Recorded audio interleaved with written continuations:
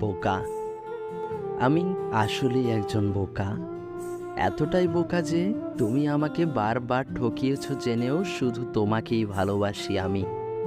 আর হ্যাঁ, একটু নয়, অনেকটাই ভালোবাসি তোমায়। তুমি আমাকে ছেড়েছিলে ভালো থাকার জন্য, কিন্তু আমার ভালোবাসা তোমায় ছাড়তে পারেনি। তাই তো আফসোস, না পাইলা ভালো থাকা, না পাইলা ভালোবাসা, আর না পাইলা আমারে। তোমারে আমার খুব আপন করতে চাইছিলাম, কিন্তু তুমি এতটা দূরে চলে গেছো যে আপন করা তো দূরের কথা, তোমার সাথে এখন কথা বলার সাধ্য আমার নাই। তবে ভালোবাসাটা সেই আগের মতোই আছে। মাঝে মাঝে মন চায় তোমার একটা মেসেজ দেই, নয়তো একটা কল। কিন্তু বিশ্বাস করো, আমার কল পাইয়া তুমি নিজের সামলাইতে পারবা কিনা এইটা ভাইবা আবার দেই না। মাঝে মাঝে তোমারে জিজ্ঞেস করতে মন চায় কেন তোমারে পাইলাম না। আবার ভাবি, না, তুমি এখন আর আমার সেই আগের নিহারিকা নাই। তুমি বদলে গেছো, খুব বেশি বদলে গেছো। জানো, আমি এখনো লুকিয়ে লুকিয়ে তোমার প্রোফাইলটা চেক করি।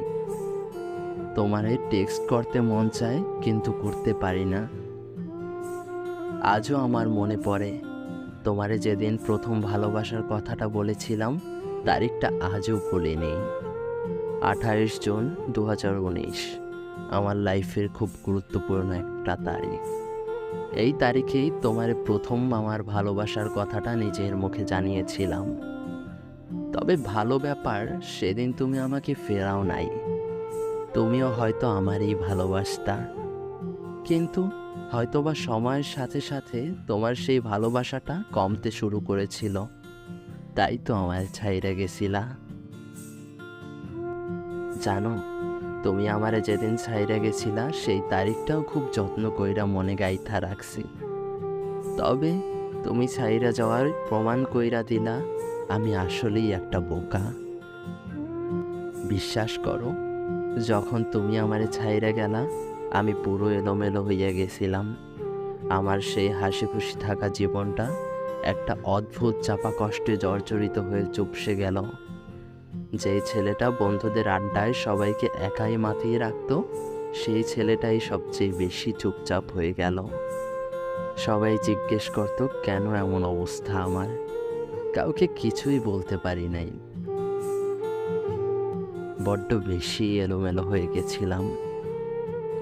আমার সেদিনের সেই রেশ বোধ হয় আজও কাটেনি।